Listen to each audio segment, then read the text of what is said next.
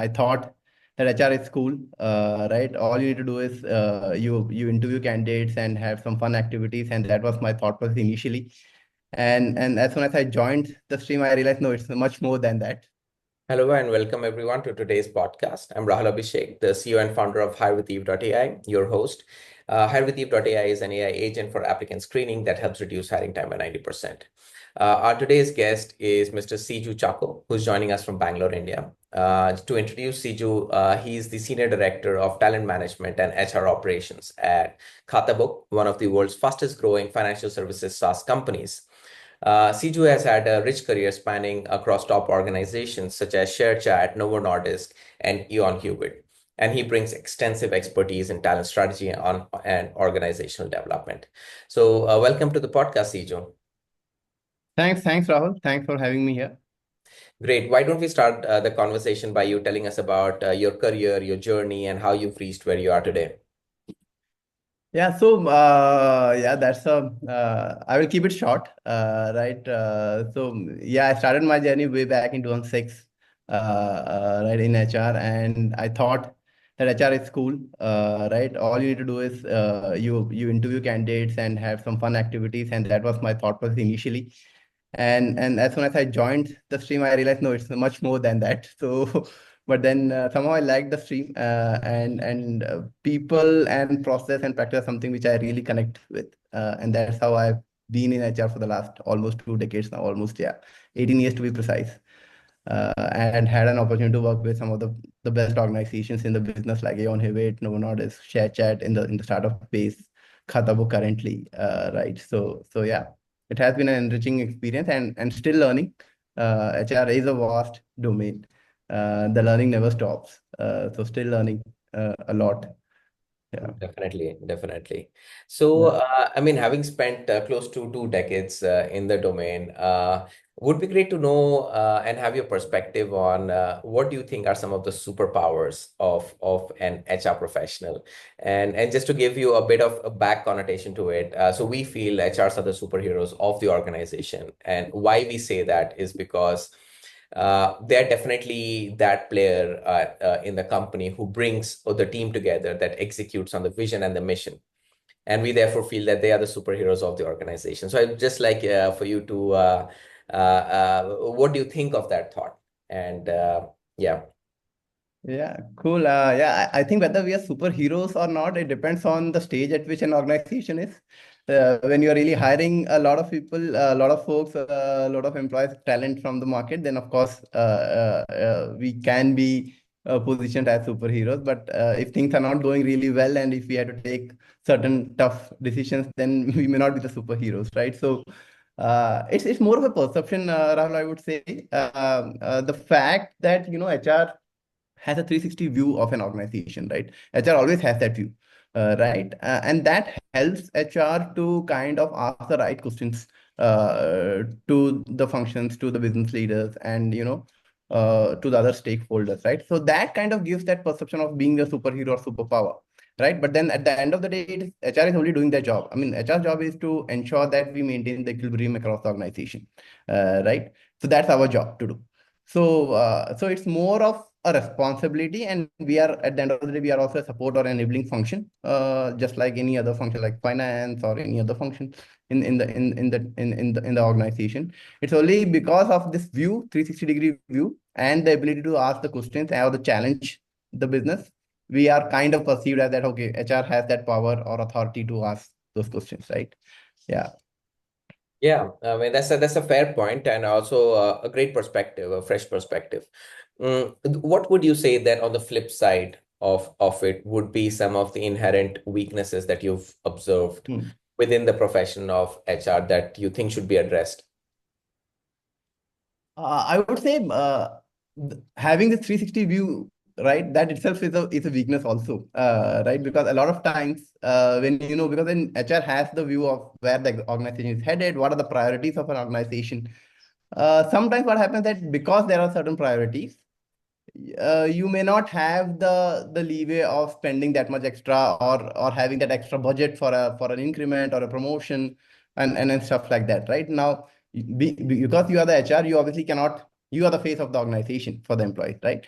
So I would say that having that 360-degree view of where the organization is headed, what are the priorities of the for the organization, you have to kind of mask that, mask those limitations or disagreements, and then face and portray yourself, and convince the other side of the spectrum, saying that okay,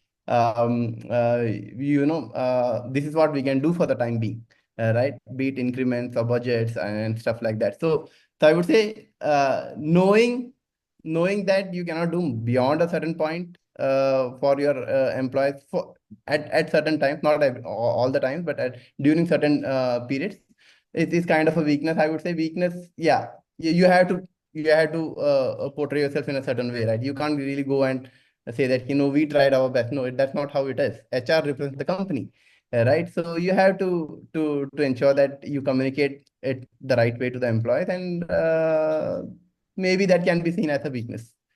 Okay, okay, Mm. okay. So now that we've discussed about like how overarchingly in a way, HR is to the organization. Now talking about one of strong trends that we've seen in the market is this trend of future of work. How have you seen these kind of market trends play a role, and what is your thinking on this particular trend of future of work? See, future of work, I would say, it starts from uh, understanding or having a deep understanding of the business, right? From an HR standpoint, if you ask me, HR is no more a function which just does the administrative work, right? Gone are those days. I mean, if you have to say a decade or a couple of decades back, HR was largely associated with things. Okay, do these things, hiring, offer letters, all the administrative stuff, right? But Yeah, now that's not how things are, right? HR also plays an equally important role for the success of an organization in the long run, right? And for that, HR also needs to have a very deep understanding of the business, right? So that when you go out to hire the right talent from the business, from the market, right, you hire the right talent with the right skills and competencies which align with the larger interest of the organization, right? And in that way, it also helps HR to show a career path to the employees also. Right, at the end of the day, you want to show them a career, but nobody's coming in here for the paycheck alone, right? You want to have candidates, talents coming onto your onboarding your company and then staying with you for a fairly good period, right? 2 years, 3 years, 4 years, depending on 5 years and more also, right? For that, you need to show them a career path which excites them, right? And that can only happen if you align the skills of the employees with the larger target or the goal of the organization, right? You cannot have organizations priorities going on one side of the spectrum, and employees working on the other side. You will not be able to achieve what exactly you want to achieve as an organization, right? So I would say that there's a lot of focus on that piece now. As an HR also, the job partnering the business partners, the hiring itself, right? Hiring phase itself, it's not about hiring the best talent. It's hiring that right talent for your organization, right? Talent whose interests and skills are in sync with the organization's larger goal, right? So I think that is something which is the future of work, and it's about hiring not in mass numbers, but doing the right hire at the right pace, and also ensuring that they are engaged for the long term, for the good of both the company and the employees. right, right, right. Makes sense, makes sense. Now, to this basically notion of hiring the right talent at the right time, how do you think with the whole advent of AI, how is that playing a role in this talent acquisition process? Oh, I think AI is everywhere, right? Technology, of course, I mean, technology was always there, but now with AI has just taken that a step ahead, right?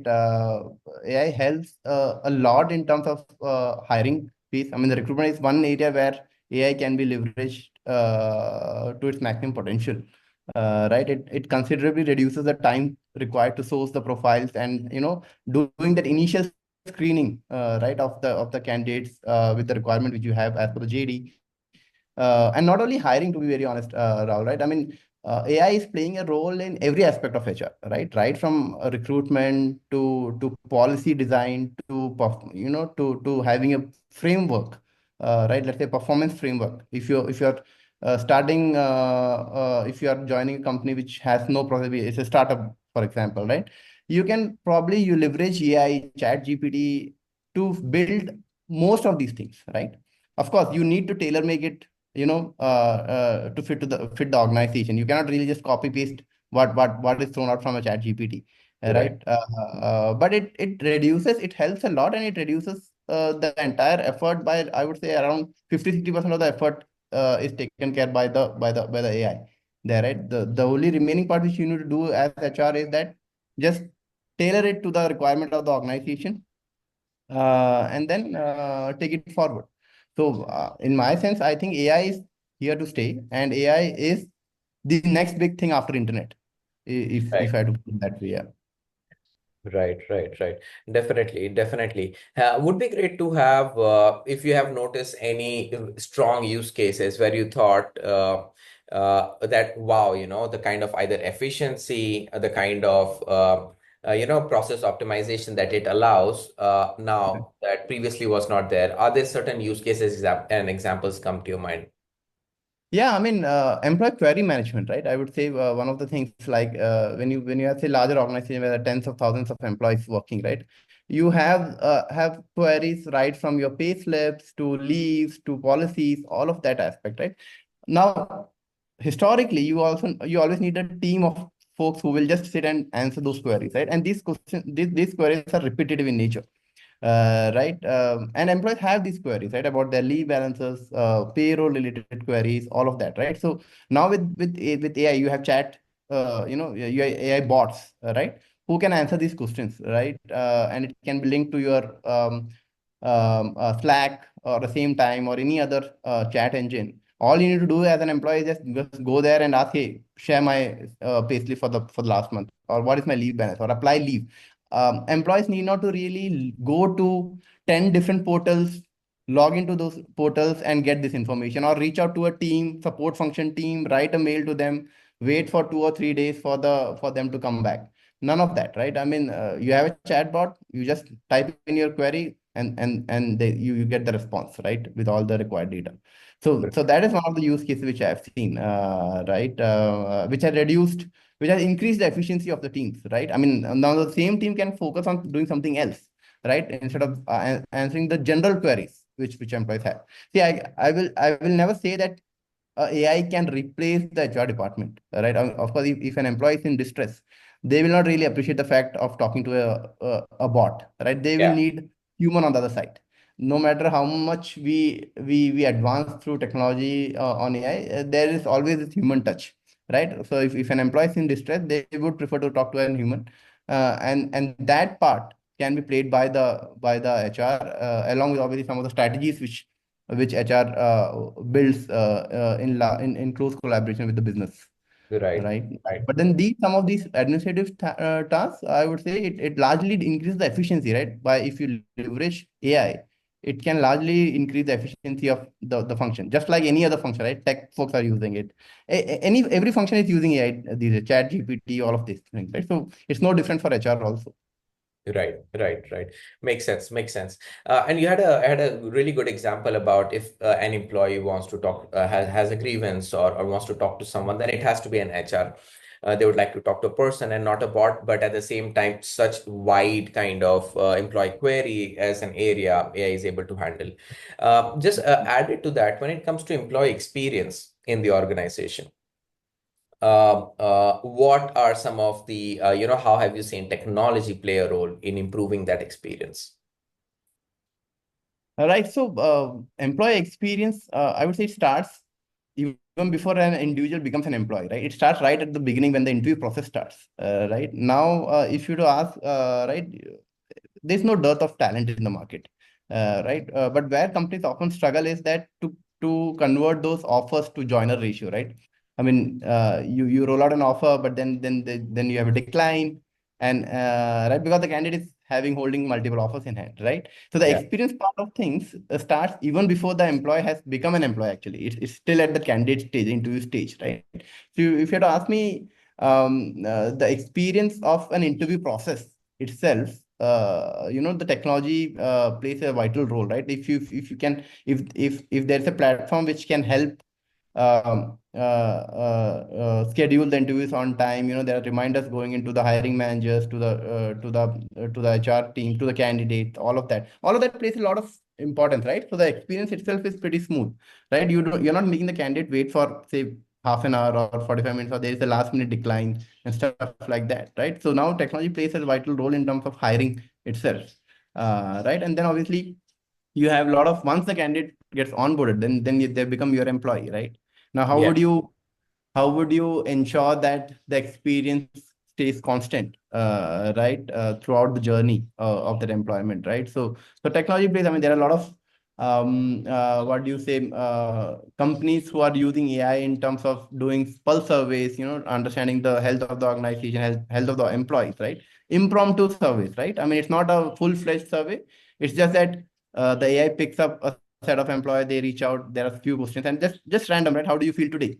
It's like this. Today morning, how am I feeling? Am I feeling happy? I'm feeling good about my work, or I'm not feeling that great, right? So it just captures that instant emotion, right? And if you see as a trend across the organization, right, as an HR function, then it helps to take corrective measures. If there is a trend, right, trend towards, let's say, a lot of your employees are not feeling really okay, happy, right, when they start their work, then something which you have to do, right? So yeah, technology is playing a pivotal role right now in ensuring that experience remains constant over a period of time. Right. Makes sense. Makes sense. Now, there is tech, and then there is people. Let's talk about. You also mentioned that employees are holding several offers and so on, and the whole experience plays such an important role. So, what did you have you found to be some effective strategies for attracting and then making this kind of top talent join the company? Right. So, Rahul, as I mentioned, right, the experience, right, the overall experience, right, during the interview stages, right, how do you feel? How do you make the candidate feel, right, during the process, right? That plays a vital role, right? Because as I mentioned, you offer an X amount. There are companies who will offer X plus 2 or Right. X plus 10, right, of that, right? And it's a never-ending story, right? You just keep doing that. You cannot really make candidates join only on the basis of the monetary benefits which you have, right? A lot of candidates take the decision based on the experience which you create or the relationship which you build with them, right? So obviously, once you have the right candidate or the interview process completed and you've identified the candidate, the next step is to keep them to ensuring that to keep them warm, right? You have a touch point from the recruitment team, you have a touch point with the hiring manager, right?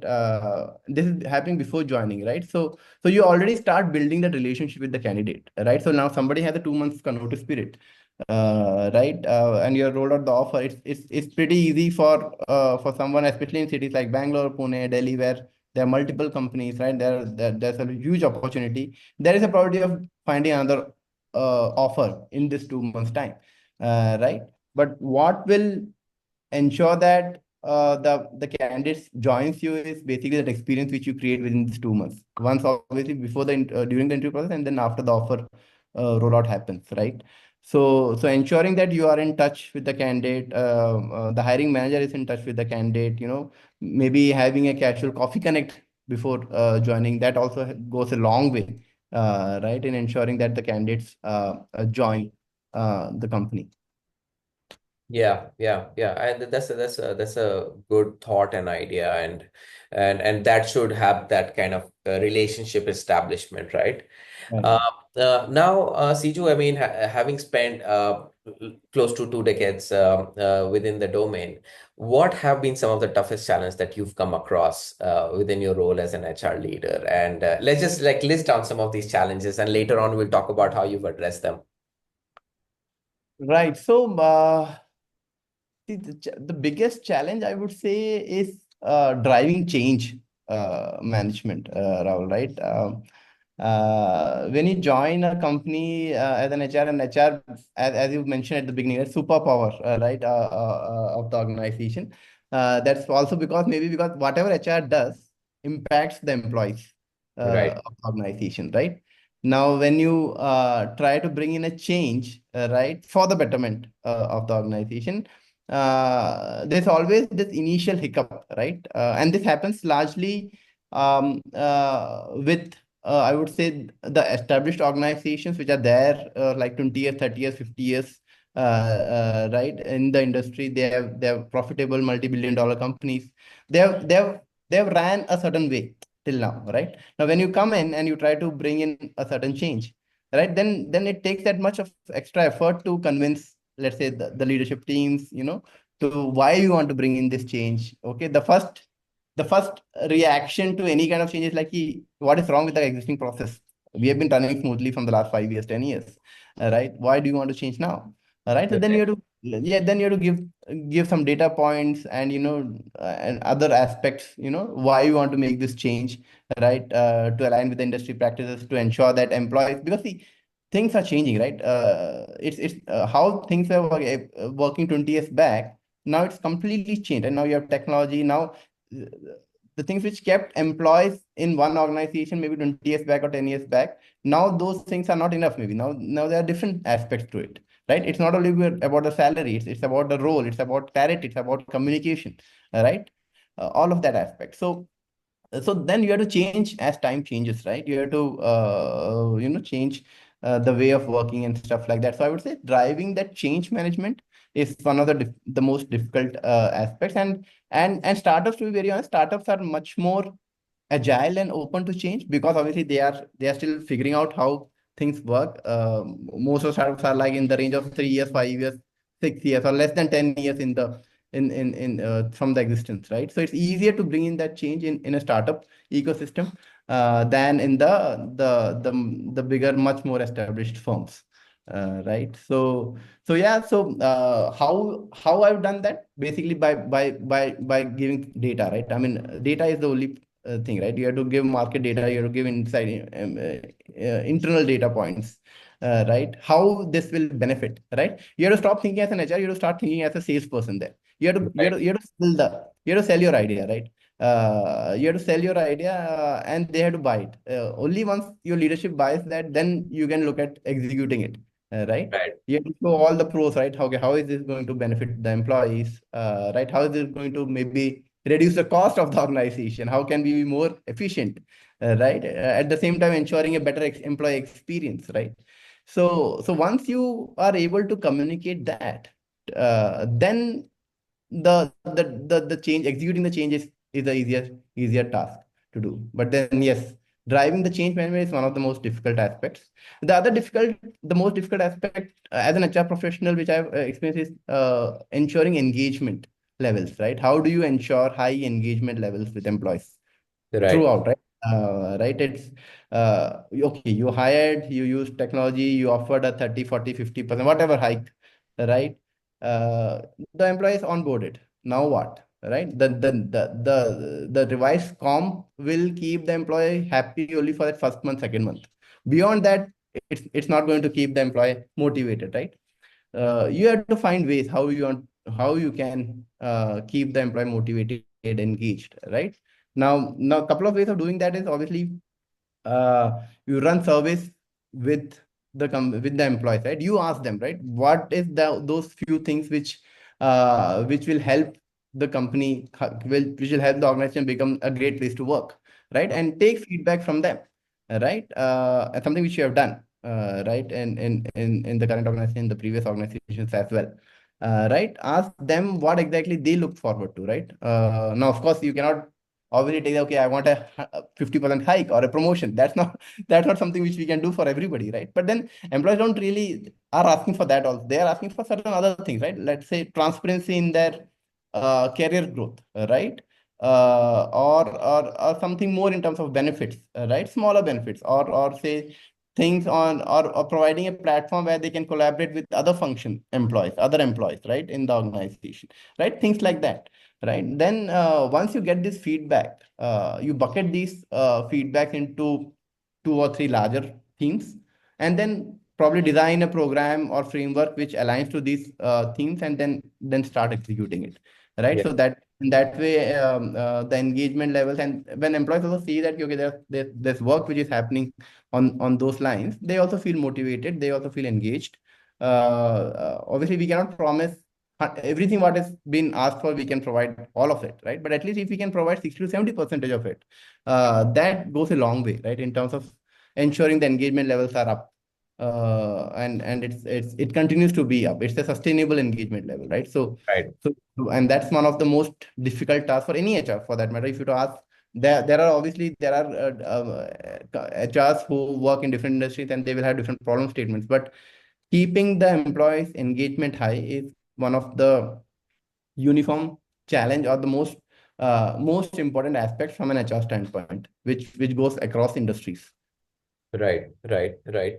I mean that is I would say that's a very strong list of course challenges that HR handles, and I would also think that these are some things that don't go away. This is something that is always part of an organization and part of an HR job.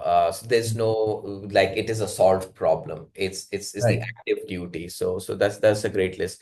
So yeah, that's great. Thanks for sharing that, Siju. Now soon we'll be coming to a close to our podcast. But before we do so, it'd be great to have your insights and your advice for the young generation who's going to be joining the workforce soon. Specifically, looking to join the domain of HR. What would you say to them? Yeah, so